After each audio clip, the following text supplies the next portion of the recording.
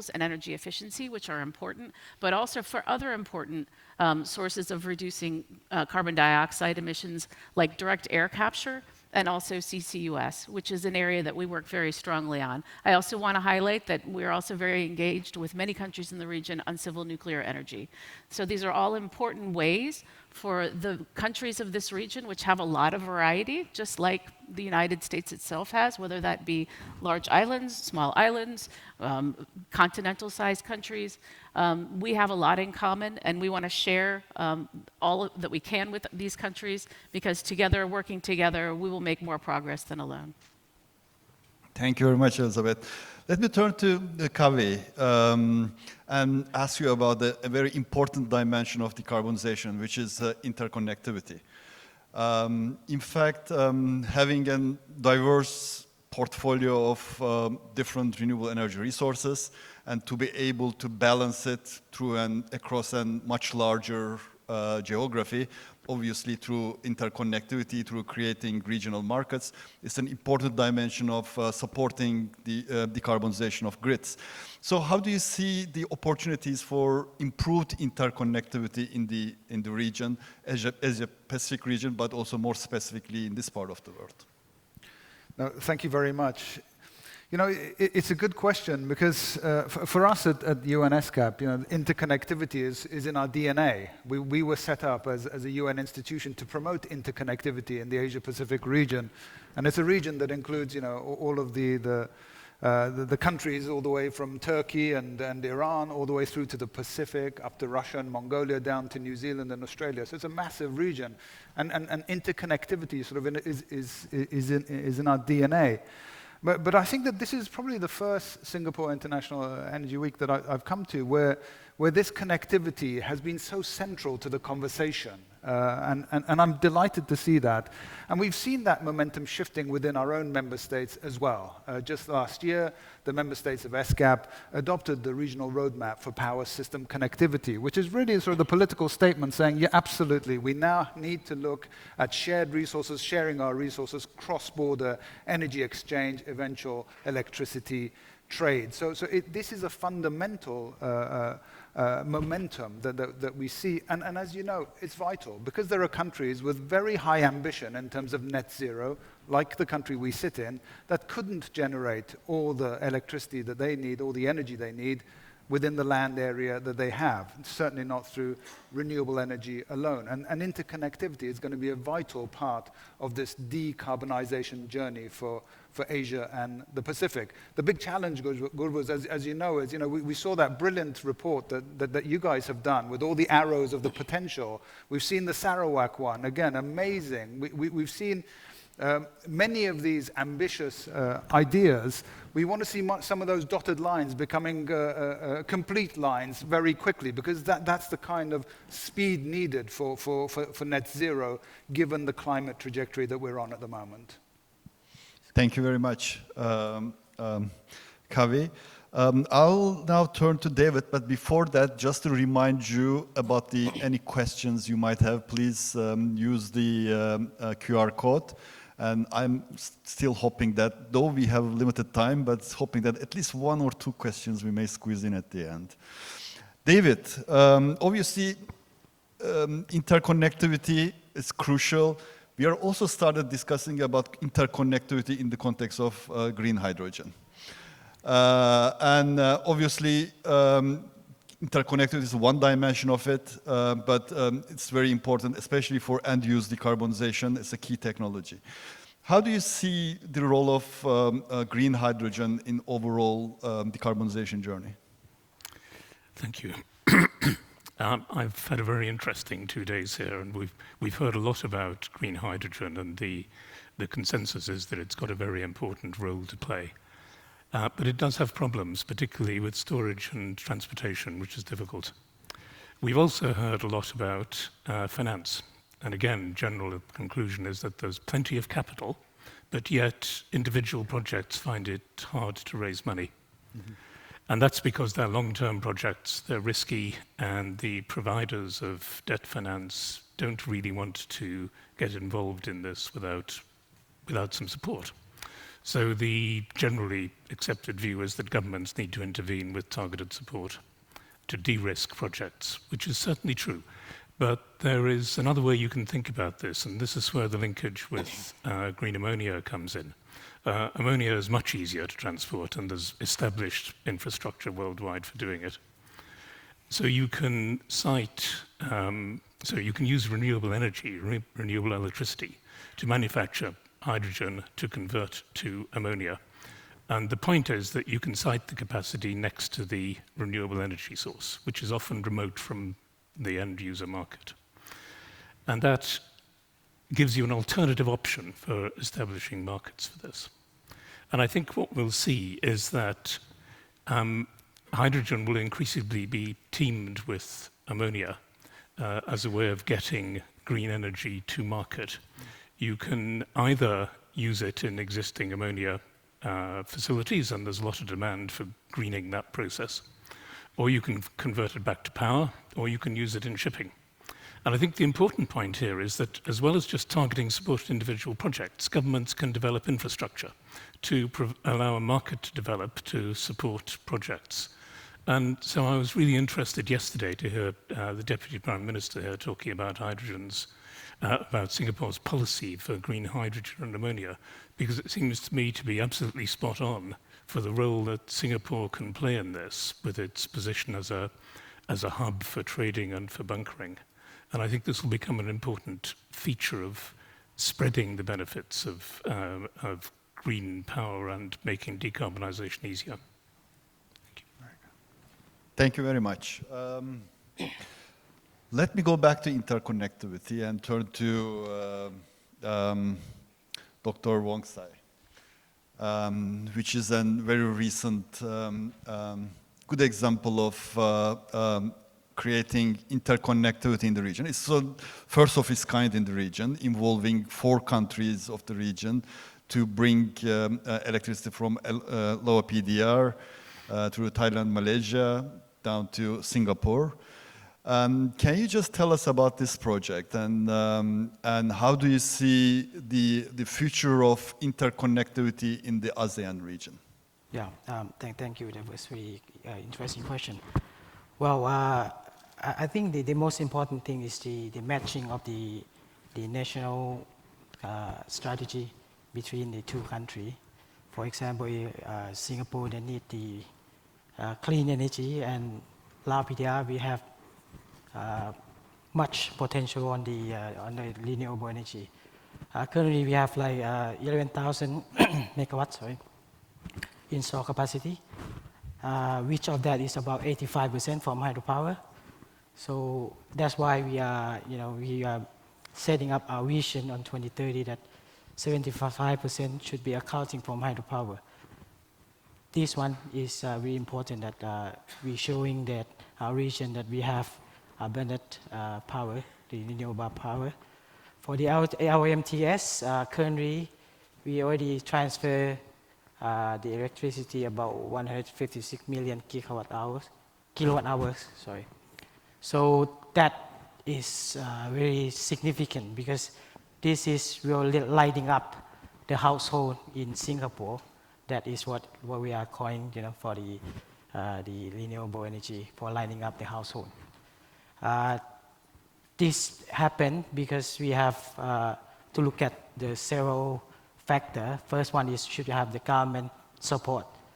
The second thing, we should have the using the facility that we have, the existing. We don't have to build another line. We use the existing. For example, we pay for the dwelling charge for the Thailand system, Malaysia system. So that is a way of working. And of course, the support from the private sector should be very important. And other thing is the technical viable, because for system, we have to look at very carefully to look, the technical terms. And the last and really important thing is should be the bankable project. Otherwise, it will not be happen if not the project is not bankable. So I think this is the thing that we have to look at, for other countries to maybe not in ASEAN, maybe it's in Europe, or I don't know, to have a look at. We have several issues to look at. Yeah, thank you. Thank you very much. Jon, obviously it is important that to have a strong momentum and strong buy-in by the industry towards decarbonization. And I'm sure you have some experience on having industry having challenges on adopting those technologies. For instance, we have very recently launched a new initiative called Alliance for Industry Decarbonization, bringing together industrial partners across the globe and creating a platform, peer-to-peer support platform between the industrial partners, not with the governments, but industry talking to industry in the same language.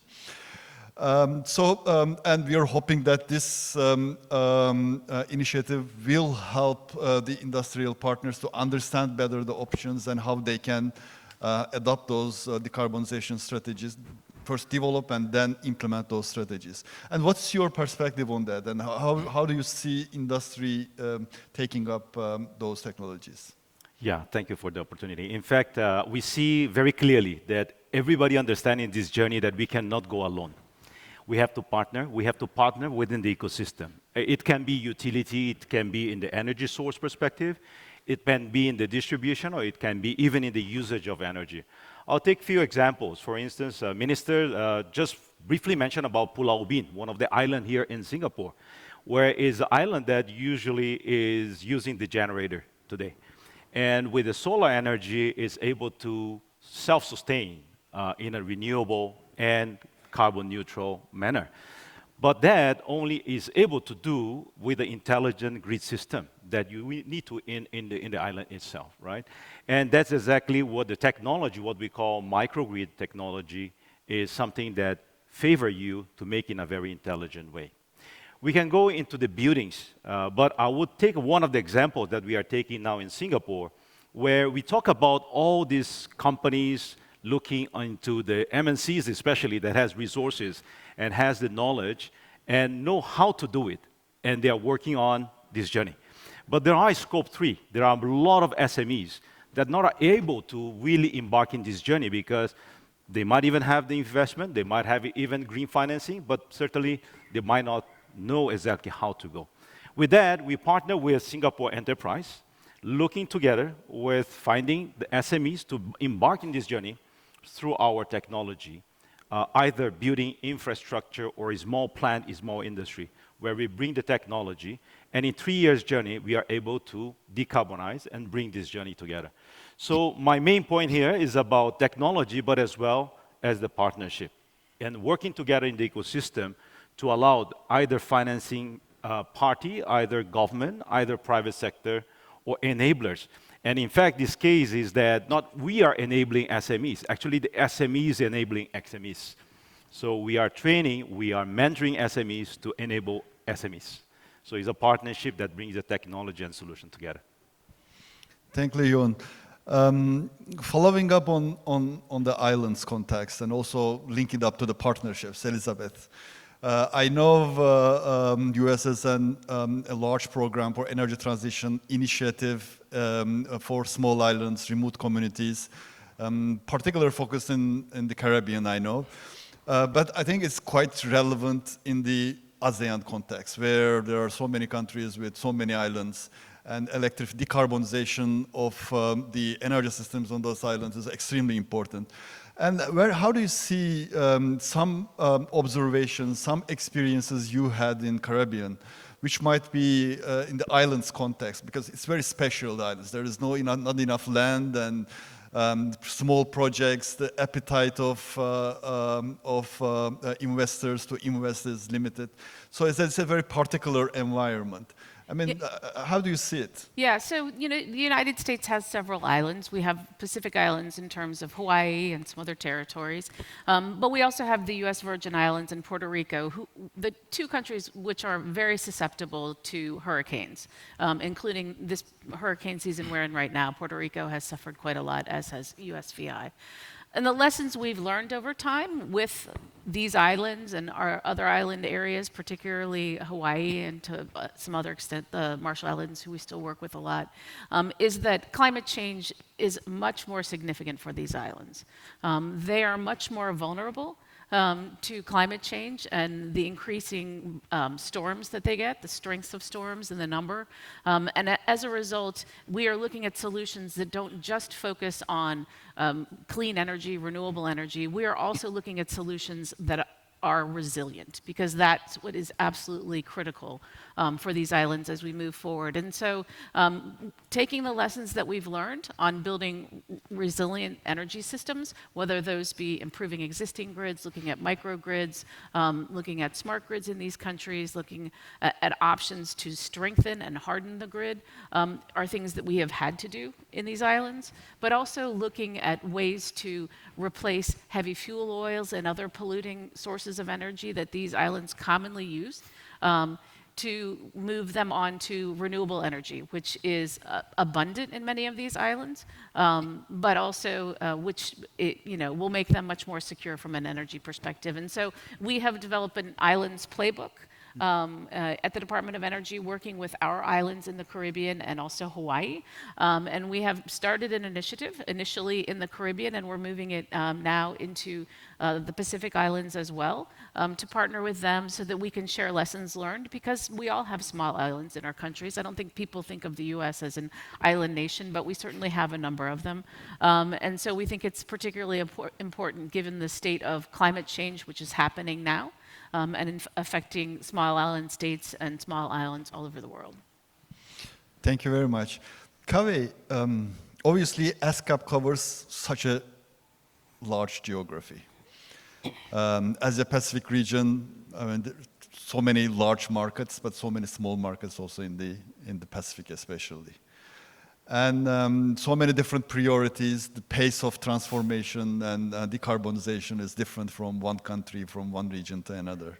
But how do you see the main priorities in the Asia-Pacific region for energy transition in the coming future?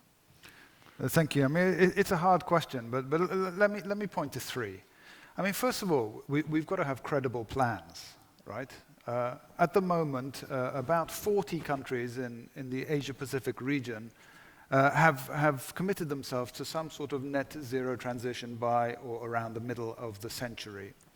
But at the same time, when you look at the NDCs, the nationally determined contributions that have been put forward to the climate talks, actually this region is on track to increase GHG emissions by about 15% by 2030, rather than the reduction of 45% that is needed. So there is a slight lack of credibility in the planning, and there's some sort of alignment that is needed. And we had a real masterclass of that from the Deputy Prime Minister of Singapore yesterday, in terms of every detail that's necessary to move towards the net zero transition. And that's why we're working with our member states on their SDG 7 roadmaps, for them to plan out exactly what it takes policy-wise, investment-wise, technology-wise, to meet SDG 7 and ultimately their net zero ambition. So that must remain a priority. Second one is money. Frankly, we saw the trillions that are needed for this transition, and that financing is not yet there. Obviously, a lot of attention has gone to the 100 billion that was floated within the climate talks context, but it goes way beyond that. And here, we need to see much more movement in the capital markets, and we're seeing quite a lot of movement in the capital markets, a sort of realignment with the Paris goals, if you will. I mentioned yesterday in the round table, we've seen around a tenfold increase in green bonds, sustainability bonds, climate bonds that are beginning to free up financing for this energy transition. We ourselves have packaged some of these opportunities along with the GFANs that was mentioned in one of the keynote speeches, and are taking some of these opportunities to COP 27. And then the last one, this transition is a tricky one, and I think the capacity piece shouldn't be overlooked, right? I mean, this extraordinary exchange between Singapore and Laos, that there is a lot of nitty-gritty, and the regulators have to be up to speed. We have to be speaking the same language, as it were. We have to share experiences. What does cross-border trade mean? What does cross-border electricity trade mean? What are the norms and standards that make it all possible? And I think that's the third piece that certainly at ESCAP we are prioritizing to enable this rapid transition. Thank you very much. Dr. Suhaili, let me ask you, I mean, you have given the very good vision of Sarawak in terms of how you see, especially the role of hydropower can play in decarbonization of the country and the region.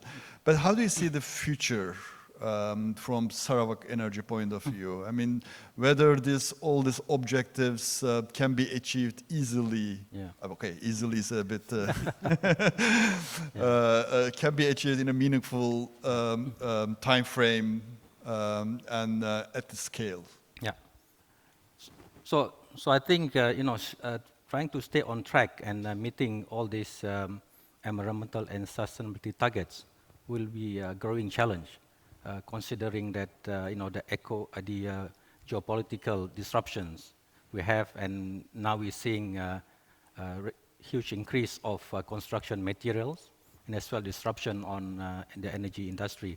In fact, yesterday the IEA CEO Fatih Birol mentioned that this is the worst energy crisis in the history of energy. But he says that this could be the turning point for a clean energy future.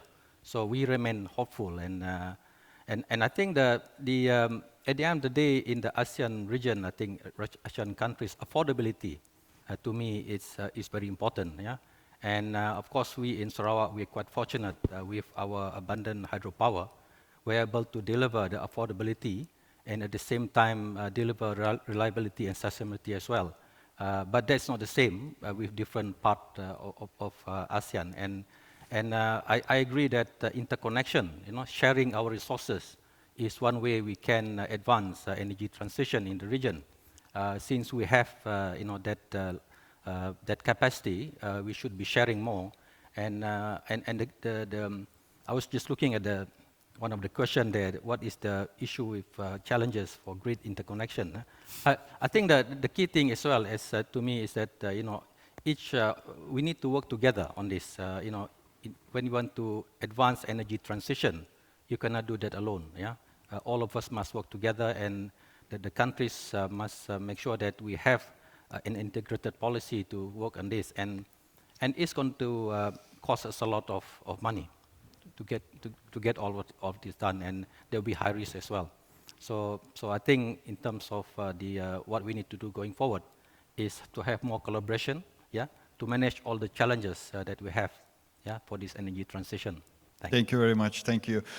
David, I'll ask you a similar question to you. How do you see the future of decarbonization or kind of transition to a cleaner, a more resilient energy future, and more from the global perspective? I'm sorry, I couldn't quite hear the question. How do you see the future of this energy transition? I mean, what's your perspective on that in terms of moving to a more resilient, cleaner energy future, more on the kind of global scale? So more in terms of new technology? Yes. Yep. Well, there's one thing I would like to mention here which hasn't had much coverage in the conference, which is the potential for new technology to come along and make an impact by 2050. And the one I would mention is nuclear fusion. This has been the preserve of governments for many years, but it's escaped into the private sector. And there are now a number of small companies aggressively developing potential fusion projects. And this is important in this context because it potentially allows the establishment of baseload clean generation near to centers of demand. It's also particularly appropriate for decarbonization of large-scale industrial complexes as a source of heat or power. And it's safe, and it contributes to energy security because it doesn't need fuel imports from contentious places. So I think it will be a factor. I'm fascinated always to see these charts that don't show it through to 2050. And my prediction is that if I come back in 5 years' time to an IRENA conference, there'll be a bit of these charts that is nuclear fusion, baseload, and industrial supply. Thank you very much. Thank you very much. All right. I think we have already exhausted our time, but we have received 2 questions from the audience. I think one question is more about the finance and investments. I don't know if anyone is willing to take up that question, But perhaps the first question is more regional cooperation on grid integration. I think grid integration, interconnectivity, I think both Zave and also earlier through the Lao project, Lao Singapore interconnection, where we captured it to a certain extent. But if you want to add, I don't know any panel members would like that, in terms of challenges faced in integrating grids or connecting grids between the countries. If there are, they would be willing to add any additional points on that. I think the key challenge is political. Yeah. Yeah. You know, I mean, each country wants to ensure that you know they keep everything within themselves, and we need to drive as a regional organization. I mean, we have ASEAN, right? We have actually agreed on an ASEAN grid. So we should be actually putting those in place now, yeah, and you know we should be building them. So it's political will at the end of the day, isn't it? So, yeah. Thank you for mentioning about the elephant in the room. Obviously, I think political will and political commitment is the prerequisite. I think without that, it's very difficult to move forward with Inter. But I think there is a positive move towards that direction. And compared to 5-6 years ago, I think things are more, I think, being discussed, and a lot of, quite a number of projects are under discussion. Any other panel members wishes to? On the second question, which is more about finance and specifically mentions carbon markets, I think we see that as a real opportunity in the region. Particularly, there are a number of countries that are interested in, as they note here, CCUS, low carbon, and hydrogen. These are all technologies, particularly CCUS and hydrogen, that still need incentives to make them viable. And a carbon market or a carbon credit scheme option is a very good one. There are other incentives in the United States. This past year, were passed several pieces of legislation, but particularly the IRA bill, which will seriously spur development and hopefully commercialization and lower the cost of several of these key technologies through tax incentives. And that's the way that we'll be implementing that in the US. But we think there are key opportunities in this region to do that. However, it will require, as does integration, the political will to work with one another, and also the ability with CCUS, for example, to transport carbon dioxide from one place to another in order to inject it and to store it. We've done that with Canada in the United States.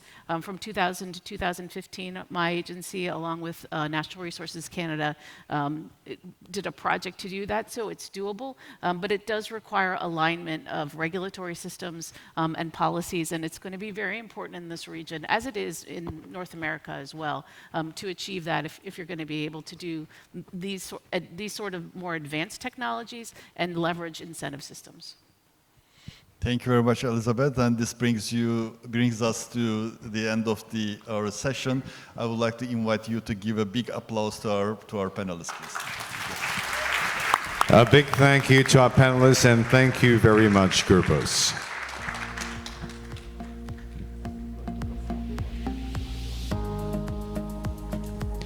Distinguished guests, ladies and gentlemen, at this juncture will now be featuring a special pre-recorded video by Mr. Raymond Pun, Deputy Director for Electrical and Mechanical Services Department, Hong Kong, SAR. Combating climate change is a global responsibility shared by every country, economy, and people.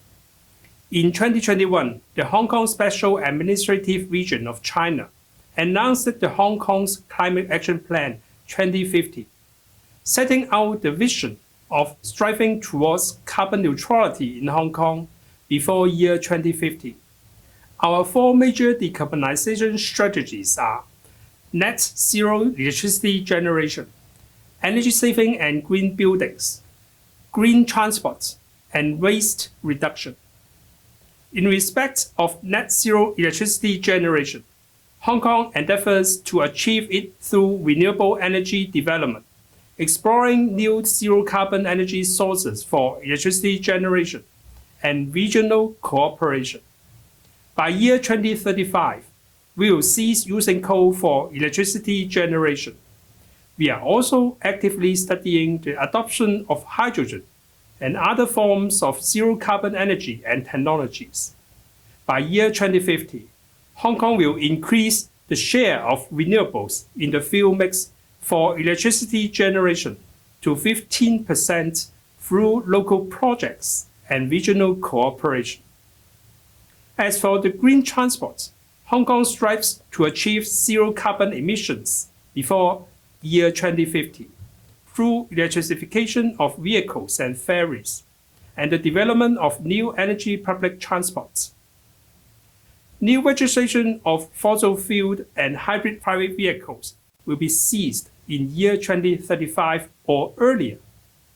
We are planning for a trial on hydrogen fuel cell-powered double-decker buses and heavy vehicles in the coming year. With a view to devising a more aggressive timetable and devoting greater efforts to support and facilitate the development of hydrogen infrastructures, we have also successfully tested the isolation of hydrogen from town gas supply with the aim of jump-starting the supply of hydrogen through piped means. To drive these initiatives, our government has established an interdepartmental working group on the application of hydrogen to collaborate together in resolving various challenging issues, including the supply, transport, and storage of hydrogen, necessary supporting facilities, safety considerations, training of technical personnel, and regulations required to cover the whole supply chain, as well as attracting financial investment into this sector. Now, let us talk about financing our green initiatives. For instance, advancement in decarbonization technologies is one of the critical factors in our pursuit of carbon neutrality. Also, green hydrogen manufactured from renewable energy is expected to facilitate the energy transition, to accelerate the world towards net zero electricity generation and green transport. Looking ahead, to finance these transitions, both government commitments and private sector participation are vital to scaling up investments in decarbonization technologies and accelerating their advancement and integration into our ecosystem in our pursuit of carbon neutrality. In the last decade, the Hong Kong government has allocated over $6 billion to emission reduction measures. In the next 15 to 20 years, the Hong Kong government would devote about $30 billion to sustain and enhance our climate actions, mitigation, and adaptation. In addition, the Hong Kong government has rolled out the government green bond program since year 2018, and around $10 billion of green bonds have so far been issued to fund green public works projects and to promote the development of green and sustainable finance. The total amount of green and sustainable bonds arranged in Hong Kong reached $31.3 billion in year 2021, accounting for 1/3 of the Asian green and sustainable bond market. The Hong Kong government is also keen in assisting technological development in achieving carbon neutrality. In year 2020, the $50 million Green Tech Fund was established to support research and development projects in new energy technologies, covering various new technologies such as renewables, hydrogen production, storage, and utilization. By leveraging Hong Kong's strength as an international financial center with a stable and mature regulatory system, and as a facilitator to channel global capital into mainland China, Hong Kong is the international center to match international capital investment with quality green projects, contributing proactively to supporting Hong Kong carbon neutrality plan and the mainland China's dual carbon targets. We welcome you all to Hong Kong to look for the unmissable opportunities.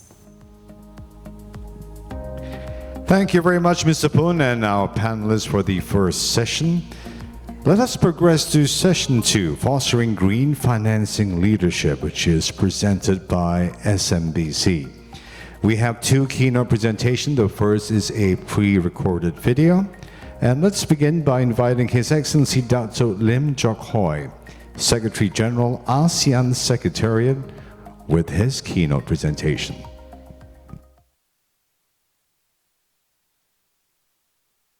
Excellencies, honored guests, esteemed participants, a very good morning. I congratulate the Energy Market Authority of Singapore and IRENA in convening this high-level forum. I'm honored for the opportunity to address this session on fostering green financing leadership as it takes stock of our pathway to financing the region's road to low carbon. This year saw the release of the second ASEAN Renewable Energy Outlook towards regional energy transition, an important document developed for ASEAN by IRENA that frames options for accelerating the deployment of renewables, end-user electrification, energy efficiency, and emerging low-carbon technologies. It also outlines the corresponding action required of each end-user sectors as well as the resulting cost-benefit implications. As ASEAN strives to achieve its 2025 primary energy target 23% renewables, we are encouraged by the significant headway in the deployment of renewable capacity for power, which has reached 33.5%, and energy intensity reduction targets having exceeded 2020 targets. However, we remain mindful of the wide-scale investment in huge financings needed to support a long-term trajectory to 2050 that would yield a secure low-carbon energy pathway for the region. The financing requirements for ASEAN Energy's transition pathway are expected to involve an annual of 2 to 7% of ASEAN GDP, which is equal to 83 to 245 billion US dollar in annual investment up to 2050. This would depend on scenarios that range from pursuing current and planned policy all the way to a 1.5 degrees Celsius global net zero by 2050. Excellencies, ladies and gentlemen, the ASEAN Energy Ministers have discussed the importance of mobilizing finance for clean energy projects in support of ASEAN target and urged the development of initiatives to further deepen ASEAN-IRENA collaboration.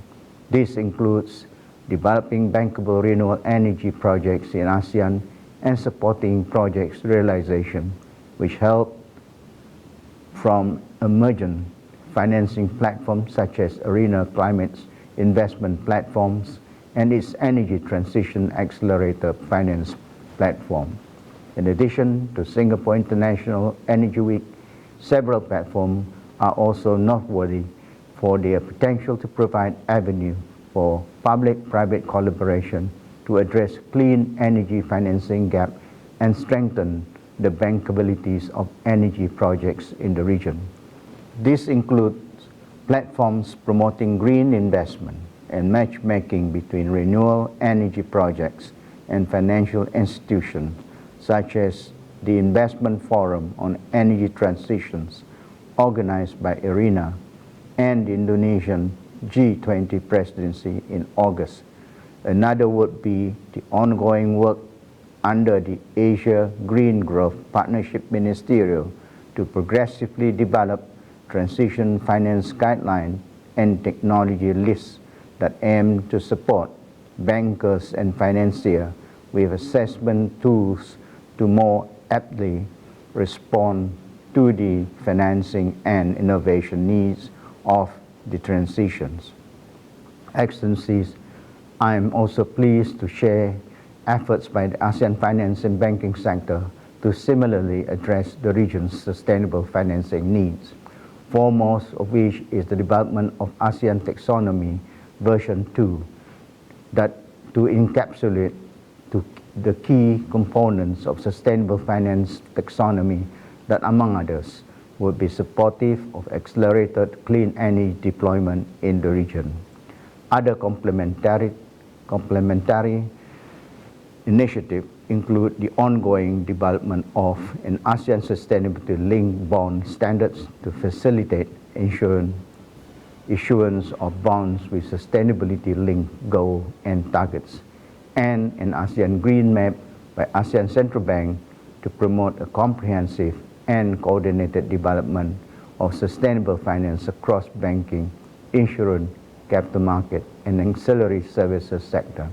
Indeed, a successful energy transition will need to close the gap in both financing and access to technology, as well as unpack the way in which both project quality and bankabilities could be improved to better access emerging sustainable financing and significantly improve deployment in the region.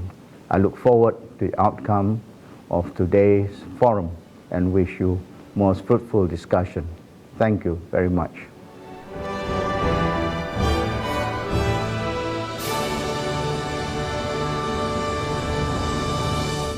Thank you, Your Excellency. May we now please invite Mr. Luca Tonello, Managing Director of SMBC, to deliver his keynote address. Join me in giving him a big warm welcome, please.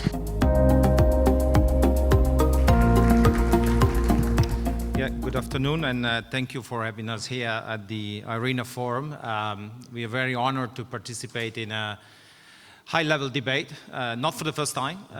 We have seen this event growing radically in the last few years, and I think one of the reasons why it's growing is energy matters are becoming everyone's business. And I think this is a very good news, because the debate and the motivation for decision and leadership are not just confined to a small forum. When it comes to financing, as capital is enabler for the change that we have to enact into the energy market, I'd like to talk about a couple of things. One is connectivity, and the second thing is economics.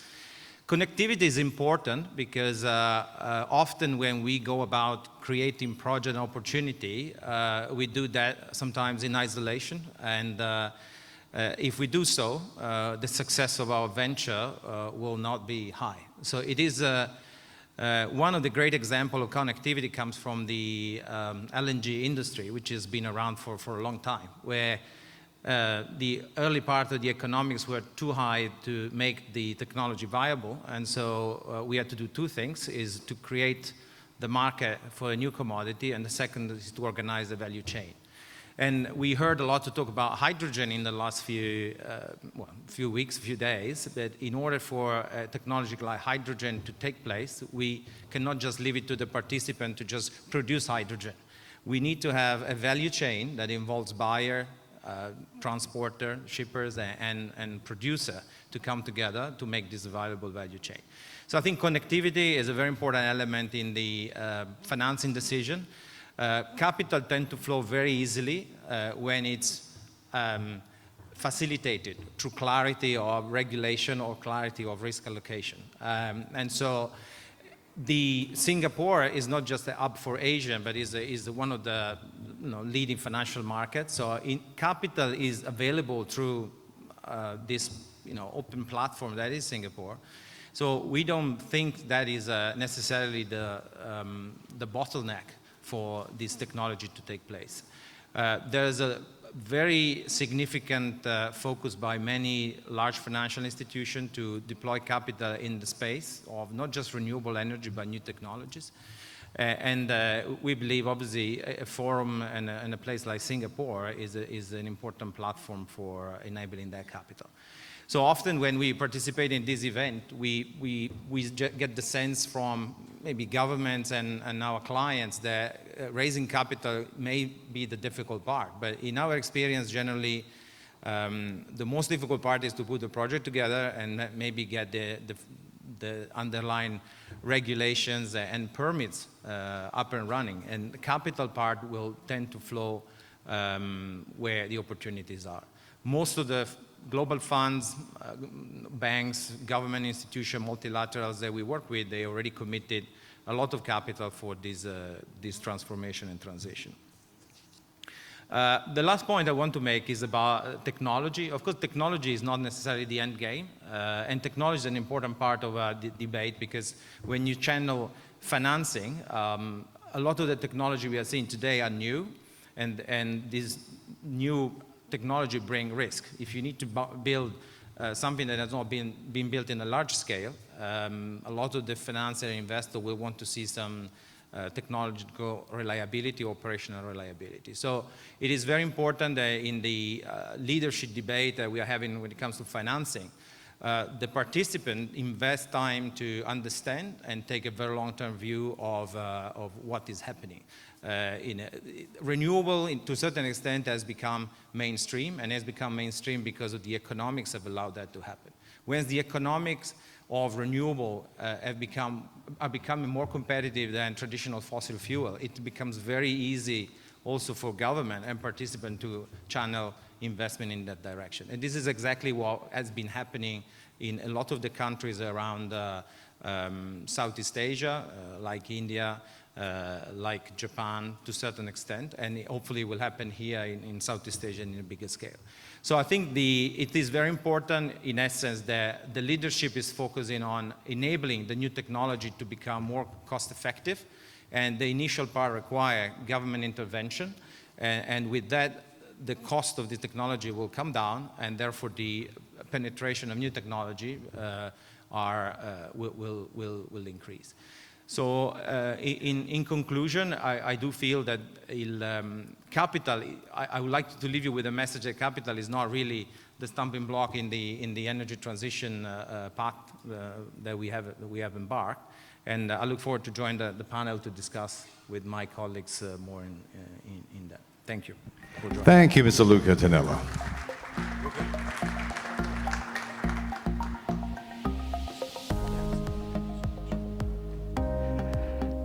Your Excellencies, distinguished guests, ladies and gentlemen, let us begin with our second panel, Fostering Green Financing Leadership, which is presented by SMBC. Joining us firstly is Laura Ashton, co-founding advisor. She's also Chief Executive Officer of Low Carbon Advisors, joining us as our moderator. Let's give her a big warm welcome, please. Laura, good afternoon, and thank you for joining us. Mr. Luca Tonello, who joins us, our Managing Director for SMBC. Mr. Kiran Raj, Chief Financial Officer from Sun Cable. Thank you very much. Christian Krebs, Head of Investment and Development, APAC from Aqua Capital. A big warm welcome, please. Lavan Thiru, Executive Director from Infrastructure Asia. Suzanne, who's already nearby, Director General of Private Sector Operations, Asian Development Bank. And last but not the least, Kai Ngan, Co-Head Origination and Structuring Infrastructure from Clifford Capital. A big warm welcome as well, please. So, broad and collectively, let's give the panel another big warm welcome as I hand the proceedings over to Laura, please. Many thanks, and welcome everyone. I must say this is a very interesting and very timely subject, and I'm blessed with a rather extraordinarily diverse panel here. Let's dive straight in. I think we've been listening to some of the conversations in the last 2 days, and we've heard just this afternoon from Nicholas that within ASEAN we're looking at $6 to $7 trillion being required from public and private sector, not only to get us toward the 2030 goals, but really rolling around over the next 25, 27 years.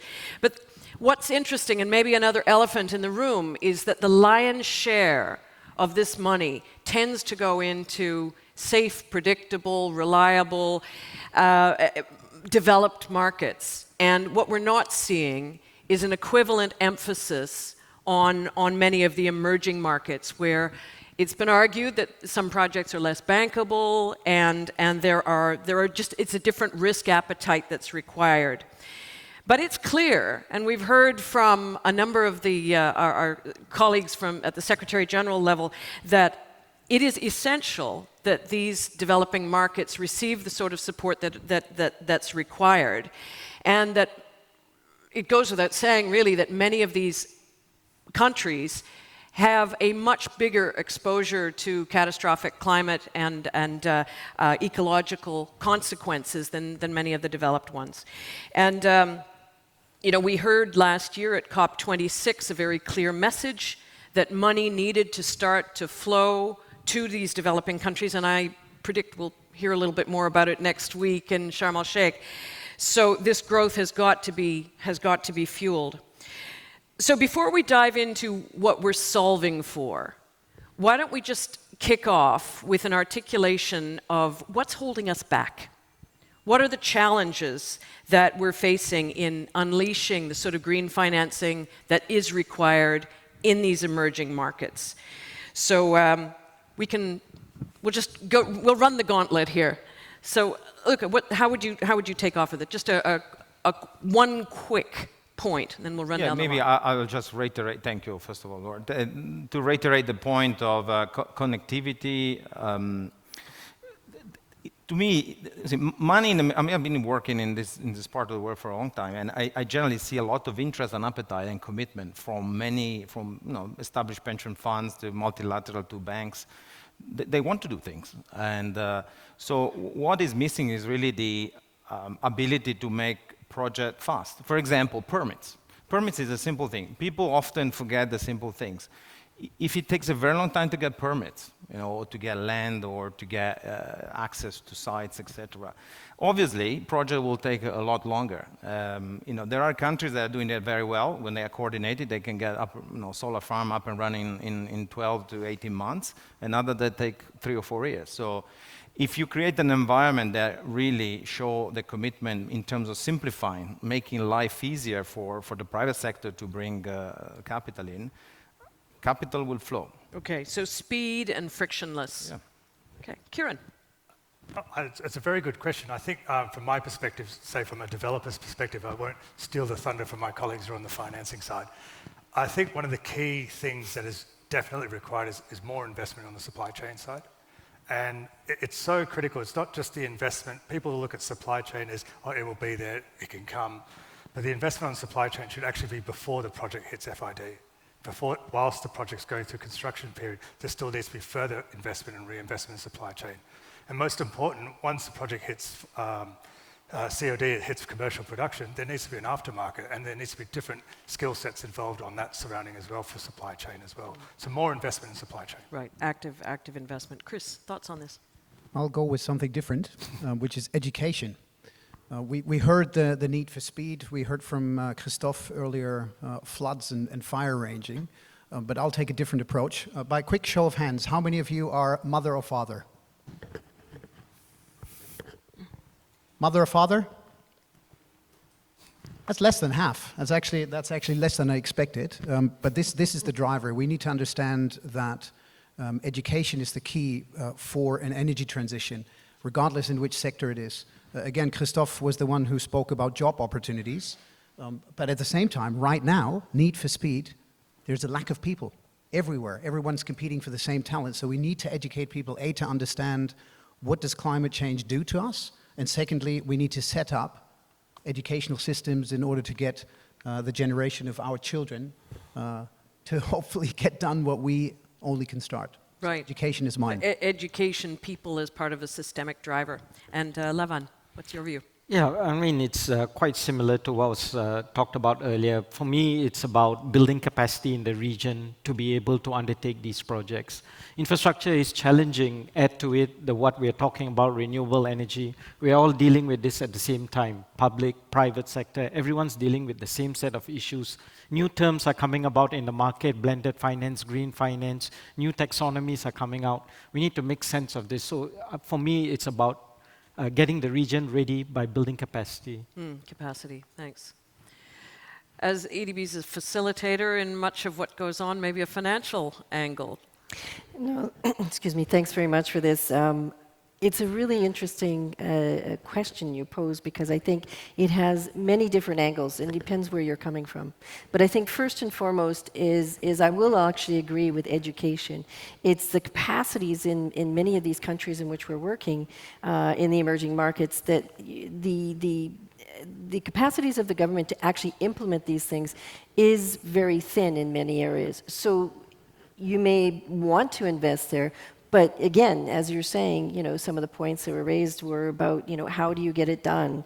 It's about risk appetite as well. I think, once again, you see time and time again, people all going into the same deals because they're really sexy, but at the same time, the other innovative things that, people will shy from. And so, for me, it's about risk appetite, the enabling environment, regulations, government capacity, and also local currency.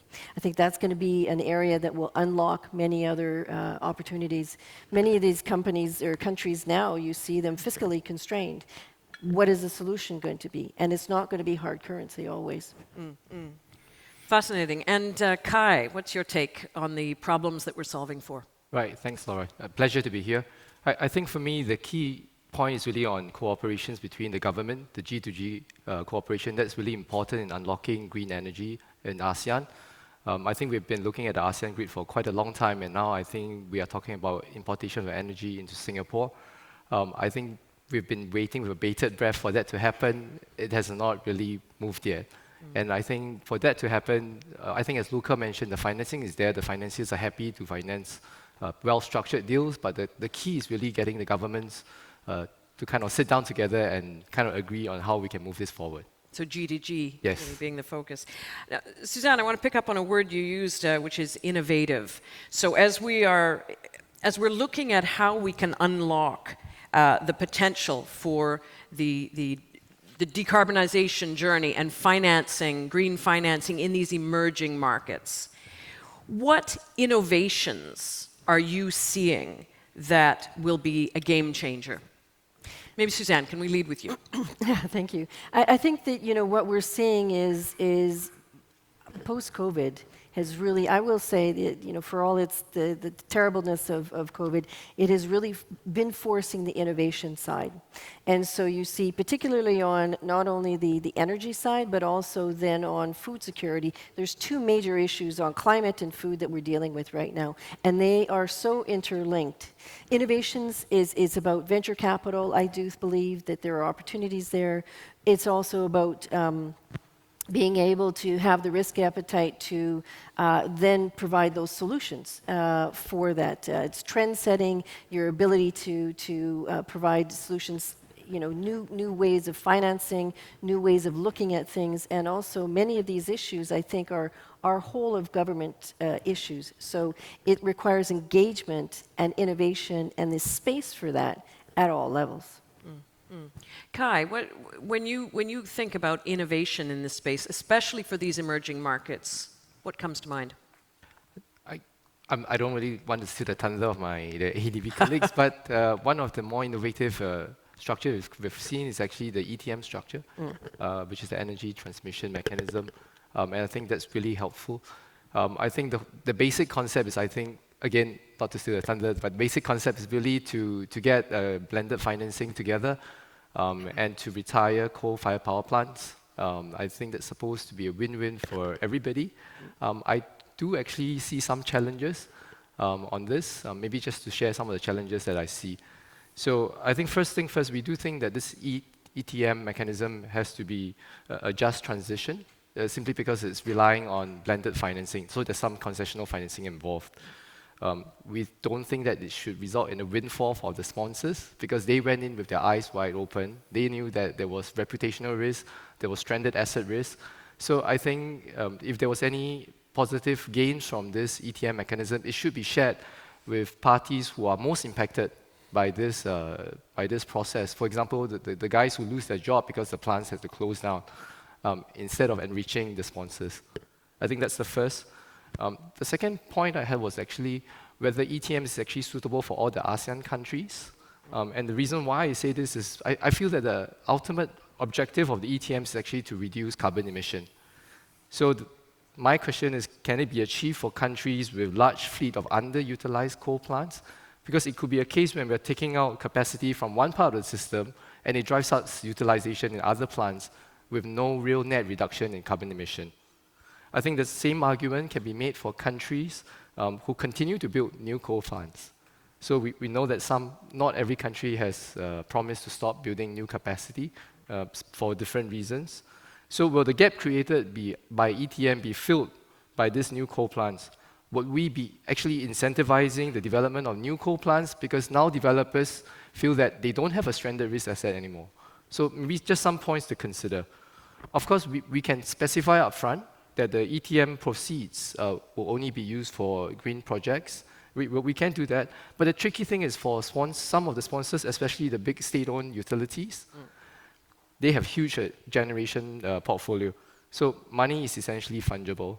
I mean, so ETM proceeds that were used for green projects can be used for green projects, and the funds previously earmarked for these green projects could then be diverted to coal plants. So it's an important point. Maybe we can come back to that when we talk a bit about taxonomies. Yes. Yeah. Why don't we do that? I think you've hit on a very important point.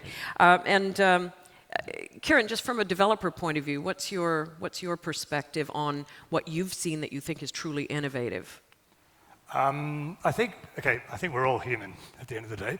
And I think one of the key drivers that drives us all to get up every day and go to work and do everything that we want to do in our employment and so forth is you've got to be incentivized. And so I think the criticality around incentivizing corporates, governments, and financiers to basically be pragmatic in every approach that they take. So from a government perspective, I think Singapore's been a poster child for incentivizing SMEs on government subsidies and, no offense, tax holidays, which is also very helpful. But then also around the financing sector is that we're seeing more and more, we've heard the constant theme over the last 2 days or day and a half. It's around green financing, around sustainability bonds and green bonds. And insofar as building out that infrastructure on the financing side, as a developer, we love to engage in the initial discussions we're having, say, with colleagues like Luca, is insofar as that we are looking to transform something very spectacular. And we need to work with equal minds in terms of how can we help you and how can you help us. And so rolling out very innovative products, I'm always the person who doesn't like to rely on precedent. I think if you're going to do something different, you just got to go out and do it.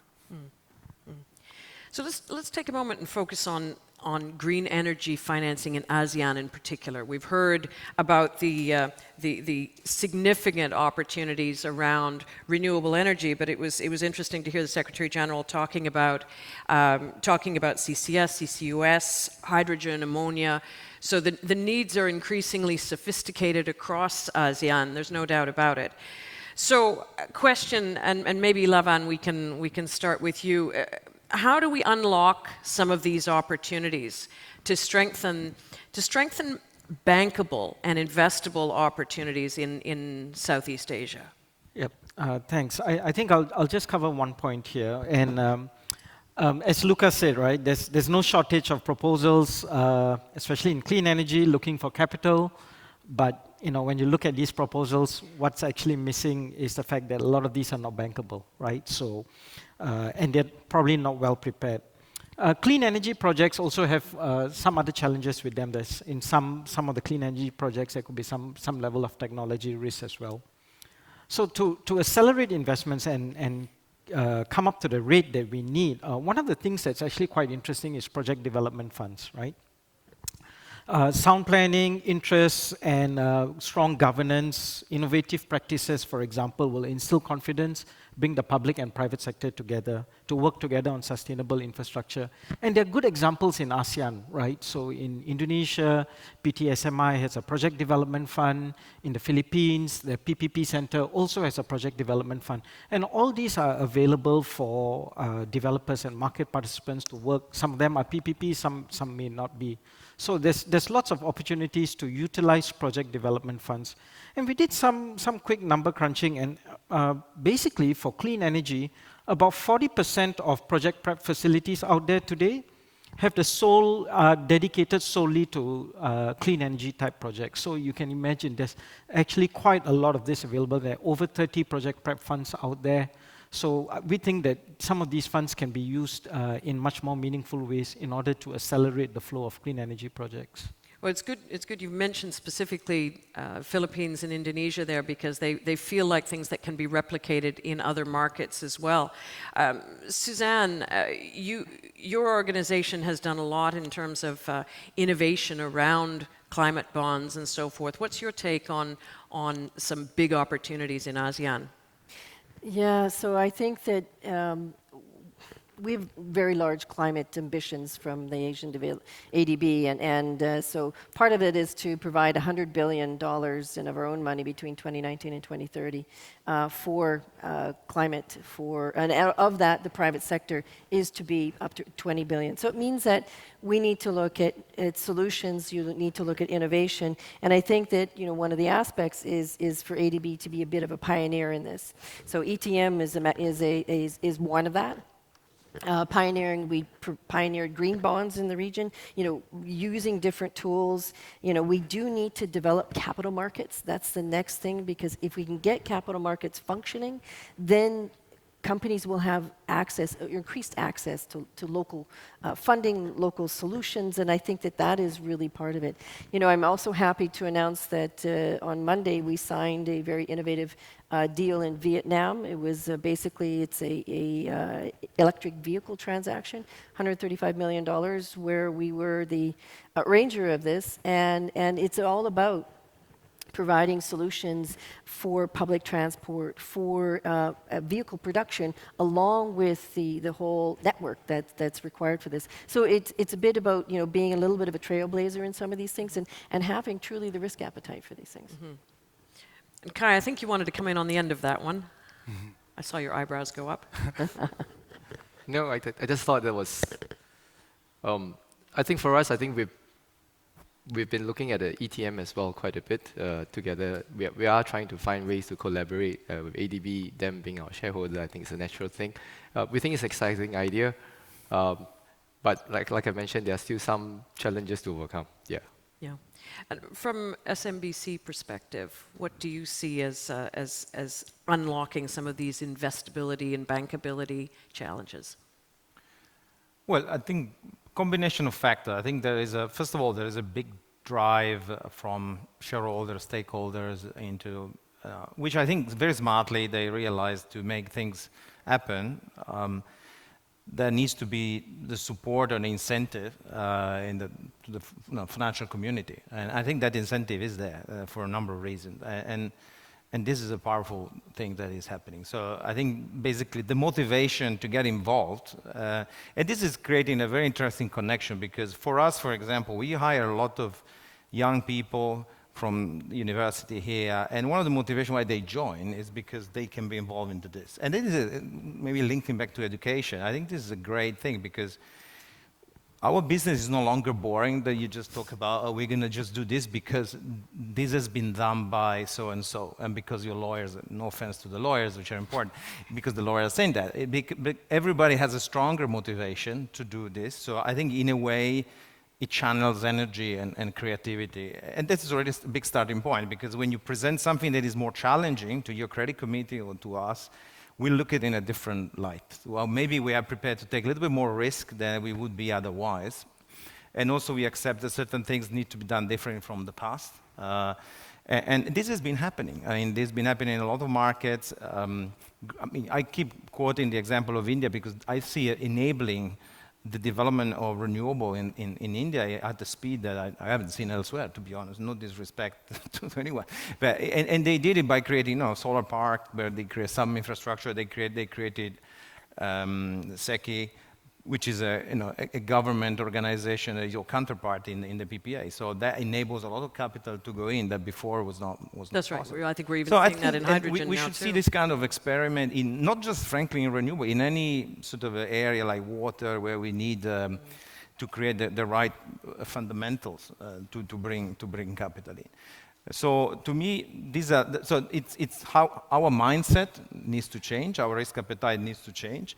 The clients that we go along is also important. Now we see a lot of high quality investors here around us, and this is a big They're also motivated by the same thing, of course, by return, but there are a lot of people that invest in this business with single-digit return, which not many people are in other industries are happy to do. So the money part is making a quite substantial effort in a way. So I think, yeah, let's just keep bringing projects and ideas into, to us. And I think things, entrepreneurs should do what they do best, which is take some risk and push the boundaries, right? And then capital needs to follow. Yeah, and you raised an interesting point here about the... Oh, sorry, Kai, jump in. No, I fully agree with Luca on having a slightly different mindsets for traditional financiers. I think as that type of assets that we finance change, we do need to tweak that mindset. So for example, a good example would be, for example, the EV charging infrastructure that we see nowadays. Clearly a very important part of the whole green value chain. But in most countries, for this type of asset, they face quite a bit of volume risk. And that's linked to the underlying uncertainty on the rate of adoption for these EVs in these countries. I think what we have seen is, I think some financiers starting to look towards the government for some kind of mitigants. And when I say that, I don't mean by direct support, but rather maybe having clarity on the long-term transition policy and having a clear regulatory mechanism. So for example, if for certain countries, let's say for like Singapore and Taiwan, they have very fixed timeline to do the transition, and they have a very comprehensive set of incentives to stimulate the ramp-up of this EV adoption, then maybe lenders can then take more comfort in that. It's not PF 101, but yeah, it definitely helps. Yeah. Sorry, in some instances you won't even need regulatory support, because taking the example of EVs for a moment, if you look at Germany, the US, Japan, and Korea, if the companies there, the car companies, I'm looking at them, if they're saying, look, there's no future in the fossils, then countries like Australia, New Zealand, which will be small markets, if they're not getting their ducks in a row from a regulatory perspective, they will just be surpassed. So there will be change happening if a few large corporates move, regardless of what governments are doing. That's right. Several of you have touched on the importance of perhaps novel combinations and radical collaborations that we wouldn't have seen a decade ago. So you've picked on a couple of them. Maybe, Chris, maybe you can grab this one first. What are you seeing in terms of unusual combinations of public, private, of credit agencies, and multilaterals and so forth, behaving in new ways that creates new value? I'll give you one example that is already working, and one that's more of an open question why it's not working yet but should be. The first one is, you talked about just transition earlier, and I'm going to refer back to my kids' example from the very beginning. We're all lazy. Markets are lazy if they don't need to go somewhere. Innovations come from scarcity, from being pushed to something. If incumbents don't need to change, they will not change. So a bit of a stick policy here. If, in particular in the ASEAN region, we manage to collect funds in order to go for auctions of closing down coal-fired power stations, oil-fired power stations, any fossils, really. You allow countries, you allow regions, you allow community security and funding to then go into that just transition. That, to me, is a very different, i.e. a radical step. That, to a certain degree, I mean, ADB is a good example in trying to get that going, of what can already work. What doesn't work yet, but to me is a huge question mark, is why do we have lawyers? Why do we have accounting firms out there partially even not being allowed to say, I don't take this coal-fired power station as my client, because I am still obliged to? How is that even possible?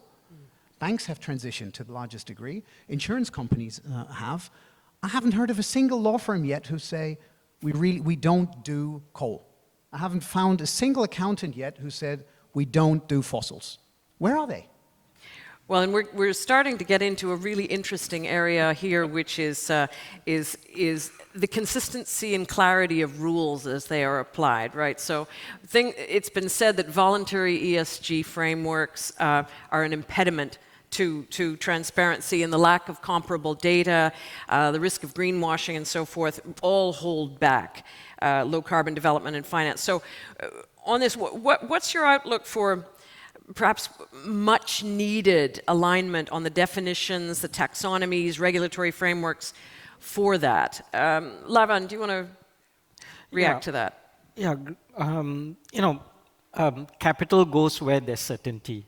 So I think, when you don't have certainty, that's when capital starts to get a little bit confused. As the Secretary General talked about earlier, ASEAN is getting its act together, right? So we're going to come out with certain frameworks.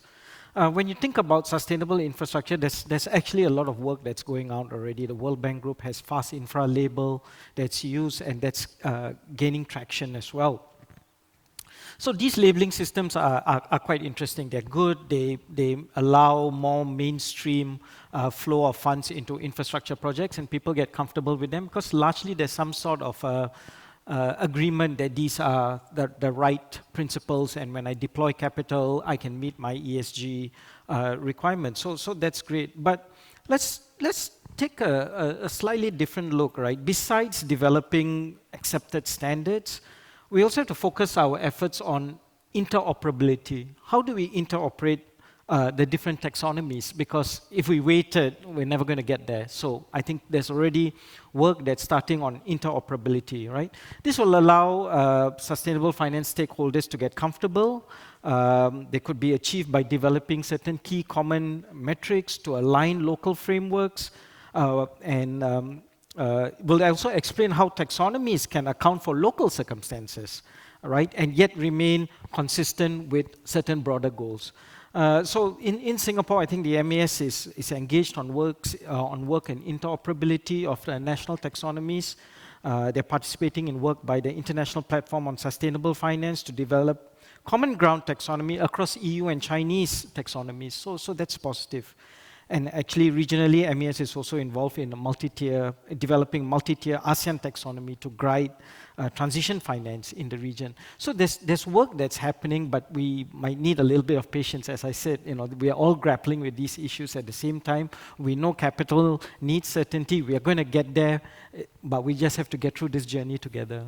Interoperability is an interesting word. Suzanne, I know you've got a perspective on this. Yeah, I guess, some of the words that I've written down here is, taxonomy, and I've seen it work very well in certain, other markets, but I think that we absolutely need to have clarity on that. You're absolutely right, and that capital, it's like water. It goes to the path of least resistance. I remember when I started out financing, and when you're asking for ESG standards, oh my goodness, you're asking for the sun, the moon, and the stars, and now, with the regulators becoming involved, with the various parties being involved, people are looking at, actually, there is value in that, and it requires a change